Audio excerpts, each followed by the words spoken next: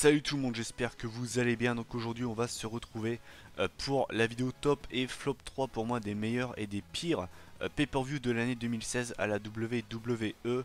Juste avant ça, je vous souhaite tout simplement une très bonne année 2017, que tous vos souhaits se réalisent et que toutes vos résolutions tiennent, parce que comme chaque année on se tient des résolutions qu'on ne tiendra certainement pas. Moi personnellement cette année je vais essayer de tenir mes résolutions. Même si on va pas se le cacher, les trois quarts du temps on les tient environ une semaine. Bref, note à part. Donc aujourd'hui pour moi je vais revenir sur les trois meilleurs pay-per-view de l'année 2016 et également les pires. Donc je préfère le dire comme à chaque fois, ce n'est que mon avis.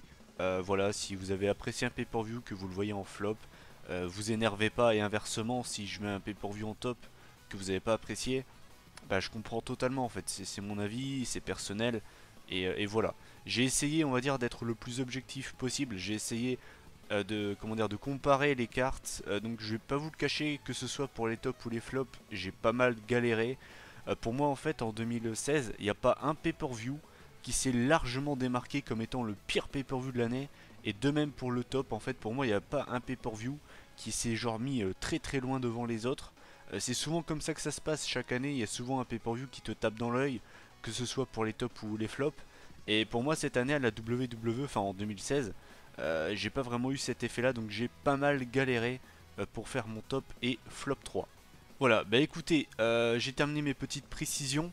Donc je vais commencer par les flops, comme ça on pourra terminer sur les tops, pour on va dire pouvoir terminer la vidéo sur une note positive. Donc en numéro 3, pour moi des pires pay-per-view de l'année, j'ai mis No Mercy, donc le pay-per-view réservé à SmackDown. Au niveau on va dire des points positifs de ce show, on avait quand même le match entre Dolph Ziggler et le Miz, qui d'ailleurs pour moi est leur meilleur match des trois, qui était excellent pour le titre intercontinental. On avait également AJ Styles contre Dean Ambrose contre John Cena, le triple threat match pour le titre WWE, qui était bien solide. Et en fait, à part ces deux matchs-là, pour moi, le reste, c'est soit correct, soit moyen, voire même vraiment très très très moyen. On avait par exemple Nikki Bella Carmella qui était vraiment pas top. On avait Slater et Rhino contre les Usos qui était vraiment pas top non plus. On avait Corbin Swagger, les gars. On a quand même eu Baron Corbin, Jack Swagger en pay-per-view. Je me rappelle ce match-là, je l'avais vomi, je l'avais détesté. On avait également eu un Naomi Alexa Bliss qui avait duré 5 minutes. Et enfin le main event, c'était Bray Wyatt contre Randy Orton, qui pour moi est l'un des pires pay-per-view de l'année 2016. Enfin, je l'ai trouvé hyper chiant en fait. C'est-à-dire que le match dure 15 minutes et en plus de ça il se passe presque rien. Et je me souviens que dans ma review j'avais mis je crois 6,5 sur 10 à ce match. La preuve en fait que quand je mets des notes on va dire au show, je peux très facilement changer d'avis, et ça m'arrive souvent dans les reviews de pay-per-view de surnoter un match et puis genre une semaine après de me dire non mais j'ai abusé là-dessus. Par exemple ce match-là j'avais mis 6,5, pour moi il mérite absolument pas cette note-là. Je préfère le dire, hein, ça me fait cet effet-là seulement on va dire pour les pay-per-view récents analysés en live. Pour ce qui est des anciens pay-per-view, ça me fait pas cet effet-là.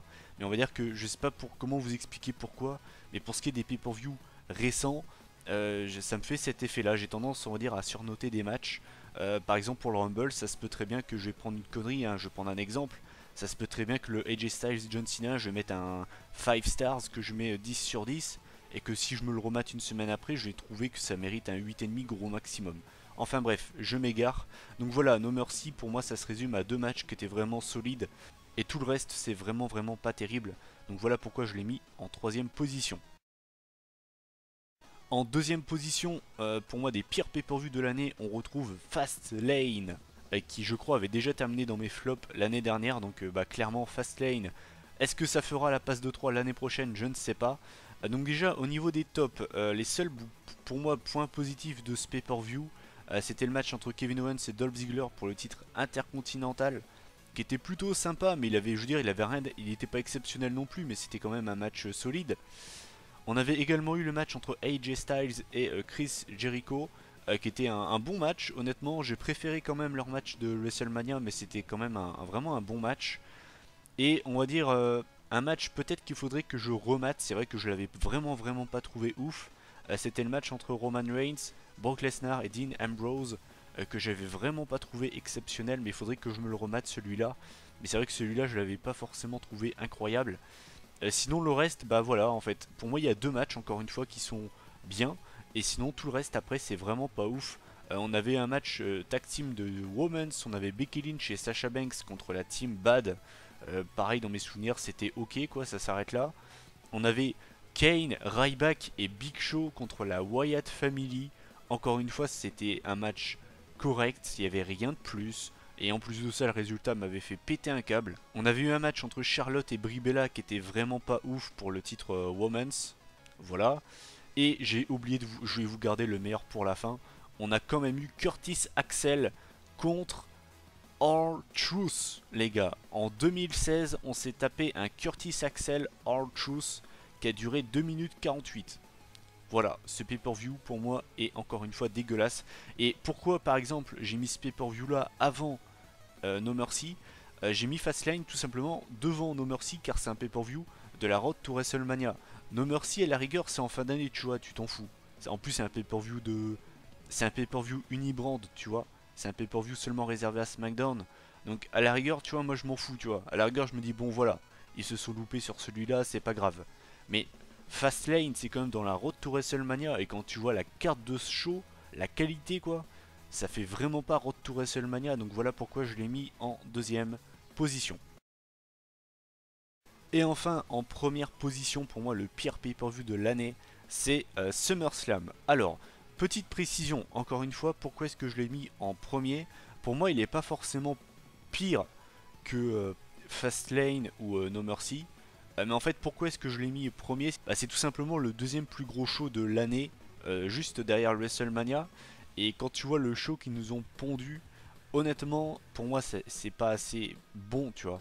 Je dis pas que c'est un pay-per-view gerbant, j'ai vu bien pire comme pay-per-view, mais c'est pas assez quoi. Je veux dire, c'est le deuxième plus gros show de l'année. Qu'est-ce qu'on a eu comme vraiment gros point positif? On a eu le match entre Finn Balor et Seth Rollins, qui était pour le titre universel. D'ailleurs, match qui a été ruiné en plus de ça par la foule. Donc, même ça qui est un point positif, ça a quand même été gâché par le public.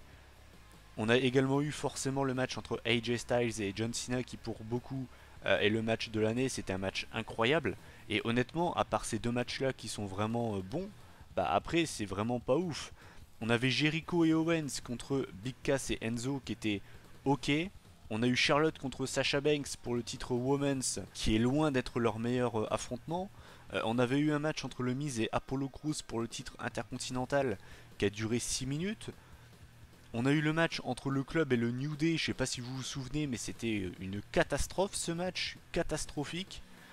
On avait le match entre Dean Ambrose et Dolph Ziggler pour le titre WWE que j'avais mis 7,5. Encore une fois, c'est un match que j'ai totalement surnoté.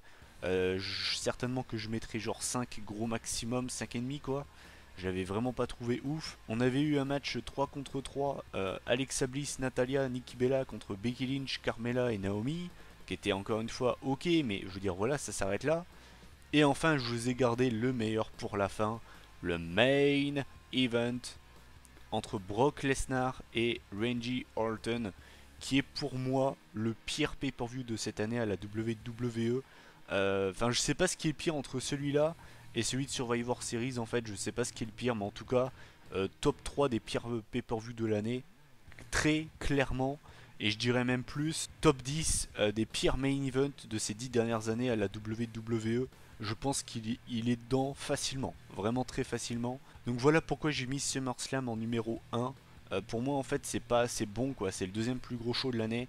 Et j'ai vraiment pas trouvé le show excellent. Voilà donc j'en ai terminé avec mes flops. Bah, tout simplement je vous invite à donner vos flops en commentaire. Et maintenant on va pouvoir passer aux points positifs, les tops. Donc en numéro 3 donc j'ai mis Battleground 2016 donc bah du coup forcément. Donc au niveau des points négatifs, j'ai mis le match entre le Miz et Darren Young pour le titre intercontinental qui lui je pense fait partie du top 10 des pires matchs de cette année en pay-per-view à la WWE. C'était catastrophique avec la fameuse catchphrase Make Darren Young Great Again. Et bien écoutez, comme vous pouvez le voir ça n'a pas marché. En même temps c'est pas très étonnant. On avait également eu un match entre Natalya et Becky Lynch qui dans mes souvenirs était vraiment pas ouf. On avait eu un match entre Rusev et Zack Ryder, alors qui était, on va dire, ok, voilà, ça s'arrête vraiment là, il n'y avait rien de plus. Euh, on avait eu un match entre Bayley et Sasha Banks contre Charlotte et Dana Brooke qui était encore une fois passable, ça s'arrête vraiment là, c'est pas, vous avez pas ce côté genre on est en pay-per-view. Ça on va dire que c'est à la fois ce qui est en négatif et en neutre. Et au niveau des points positifs, on a quand même eu quelques bons matchs, même de très bons matchs dans ce pay-per-view. On a eu le Six-Man Tag Team match avec la Wyatt Family contre le New Day qui était vachement cool. Moi j'avais bien aimé ce match en tout cas. On a forcément eu le match entre Sami Zayn et Kevin Owens en match 1 contre 1 qui est pour moi le match de l'année. C'est mon match préféré de 2016 dans le main roster. On avait eu un match à 6 également entre Cena et Soft contre le club. Pareil, c'était vraiment un match bien cool. Et le main event, c'était le triple threat match du Shield entre Dean Ambrose, Roman Reigns et Seth Rollins, qui c'est vrai m'avait un peu déçu mais qui était quand même vachement bon. Donc quand vous regardez, vous avez deux des meilleurs matchs de l'année dans ce pay-per-view. Vous avez quand même 4 matchs qui sont vraiment solides. Pour moi vraiment la seule purge de ce pay-per-view, c'est le Miz Darren Young et à la rigueur le Natalya Becky Lynch. Donc ça fait quand même un pay-per-view vachement solide pour moi. Donc voilà pourquoi je l'ai mis en troisième position. En deuxième position, j'ai mis le Royal Rumble. Ça faisait longtemps que j'avais pas kiffé un Royal Rumble comme ça. J'ai vraiment trouvé ce show très solide. Alors, faudrait que je me le remate, hein, mais honnêtement, j'avais vraiment trouvé ce show très solide. Au niveau donc des matchs, on avait forcément eu le très bon Last Man Standing match entre Dean Ambrose et Kevin Owens pour le titre intercontinental. C'était un excellent match selon moi. Ensuite, on a eu 3 matchs d'undercard qui étaient pour moi solides. Match entre le New Day et les Usos que j'avais apprécié. Voilà, c'était pas le match de l'année, mais c'était quand même bien fun. On a vu un match entre Kalisto et Alberto Del Rio pour le titre US. Pareil, qui était bien cool. Je me rappelle qu'il y avait juste eu un botch de Kalisto pour changer. On va dire en point négatif, mais sinon, je me souviens que c'était un match que j'avais vraiment apprécié. Et on avait eu Charlotte contre Becky Lynch pour le titre Diva. Et pareil, dans mes souvenirs, c'était un match que j'avais apprécié. Et puis bien évidemment, j'allais l'oublier, mais le fameux Royal Rumble match que j'ai vraiment apprécié. Pour moi, c'est le meilleur Rumble match depuis vraiment un bon moment. Je dirais même ouais, depuis 2010. Pour moi, c'est le meilleur Rumble, que ce soit pay-per-view ou bien même Rumble match. Donc voilà pourquoi je l'ai mis en deuxième position. Et enfin, en première position, c'est Extreme Rules. Donc je préfère également préciser pourquoi est-ce que j'ai pas mis le Rumble en premier. C'est tout simplement car bah forcément il y a beaucoup moins de matchs, on va dire. On va dire que j'ai été plus gentil avec un pay-per-view comme Extreme Rules qui a 7 matchs. Donc forcément c'est quand vous n'avez pas de Rumble match dans votre pay-per-view, vous devez faire plus de matchs et du coup c'est moins facile de tenir un pay-per-view excellent du début à la fin. Et du coup c'est pour ça que j'ai préféré mettre en avant, on va dire, Extreme Rules. Mais j'ai quand même vraiment bien apprécié le Rumble. Donc en premier j'ai mis Extreme Rules. Au niveau des matchs, donc on a eu le club contre les Usos, qui était un match bien, voilà, ça s'arrête là, il n'y avait rien de plus. On avait un match entre Rusev et Kalisto pour le titre US, qui personnellement m'avait plu, j'avais bien aimé ce match. On avait eu un match entre le New Day et les Vaudevillains. Bon, celui-là c'était vraiment pas ouf, hein, on le met à la poubelle.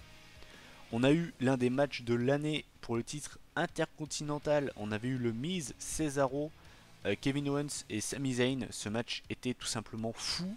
Je vous invite vraiment à aller le revoir. Pour moi, c'est l'un des meilleurs matchs de l'histoire pour le titre intercontinental. Il était exceptionnel ce match. Ensuite, on avait le fameux Asylum match entre Dean Ambrose et Chris Jericho. Match qui a pas mal divisé. Je sais qu'il y a des gens qui ont détesté ce match, il y a des gens qui l'ont plutôt apprécié. Moi, je l'ai trouvé correct. Je m'attendais honnêtement à pire. Je vais pas vous le cacher, j'attendais pire, vraiment, je m'attendais à pire. Et honnêtement, j'ai trouvé que c'était un match plutôt, voilà, plutôt sympa. Ensuite, pour le titre Women's, on avait Charlotte contre Natalya dans un match de soumission. Si je me souviens bien, c'est ce match-là où Dana Brooke intervient déguisée en Ric Flair et du coup, bah, Natalya se fait distraire. Mais dans mes souvenirs, c'était quand même un bon match qui est un petit peu, on va dire, ruiné par la fin, quoi. Et puis, bah, forcément, le main event. pour le WWE World Heavyweight Championship dans un Extreme Rules match entre Roman Reigns et AJ Styles, qui pour moi fait partie des meilleurs matchs de l'année 2016. Donc quand vous regardez, pour moi c'est un pay-per-view qui est vachement solide. Pour moi vraiment le seul match qui est mauvais, c'est le New Day Vaudevillains, qui est vraiment pas ouf quoi. Et sinon à part ça, honnêtement je trouve que c'est quand même un pay-per-view qui est solide du début à la fin. De toute façon Extreme Rules, on va dire, je suis rarement déçu par ce pay-per-view. Et encore une fois, en 2016, pour moi c'était vraiment un bon pay-per-view, donc voilà pourquoi je l'ai mis en première position. Voilà, bah écoutez, ma vidéo est terminée. Je vous ai donné selon moi les 3 meilleurs et les 3 plus mauvais pay-per-view de cette année 2016. Donc je vous invite tout simplement à faire de même en commentaire, à donner votre avis. Quel est selon vous le pay-per-view de l'année, le moins bon pay-per-view de cette année. N'hésitez pas à donner votre avis sur mes tops, mes flops, enfin voilà, n'hésitez pas comme d'habitude à commenter, à liker et à partager cette vidéo. Voilà, bah écoutez, cette vidéo est terminée, donc bah on se retrouve la semaine prochaine comme d'habitude pour une nouvelle vidéo. D'ici là, bah, prenez soin de vous. Encore une fois, joyeuse année 2017. J'espère que vous passerez une meilleure année qu'en 2016. Et puis bah, d'ici là, prenez soin de vous. Salut tout le monde!